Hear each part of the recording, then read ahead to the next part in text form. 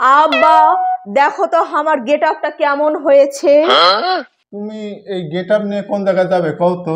আব্বা ভার্সিটিতে যাত্রা হবে, আমি ওখানে পাঠ করব আব্বা।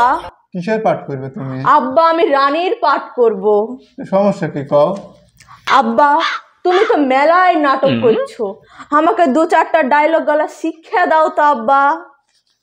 আচ্ছা শোনো, তুমি যেহেতু রানীর পাঠ করবে, আমি যা যা কব তুমি ঠিক তাই তাই করবে, বুঝছো?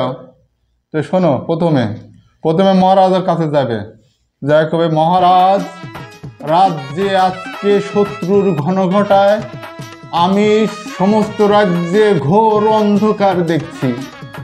মহারাজা, চারিদিকে শত্রুর ঘন ঘটার কারণে আমি দুর্গন্ধ পাচ্ছি। তো কইলাম কি আর তুই করছো কি কত? তোক কইলাম কি আর তুই করছো কি?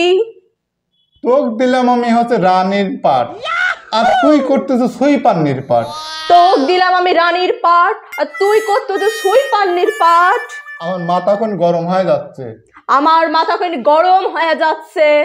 মারবো থাপ্পড়। মারবো থাপ্পড়। কও তো, মেয়ে হয় বাপে থাপ্পড় মারবে যাচ্ছে, তো যাত্রা 12টা বাজাচ্ছি আমি।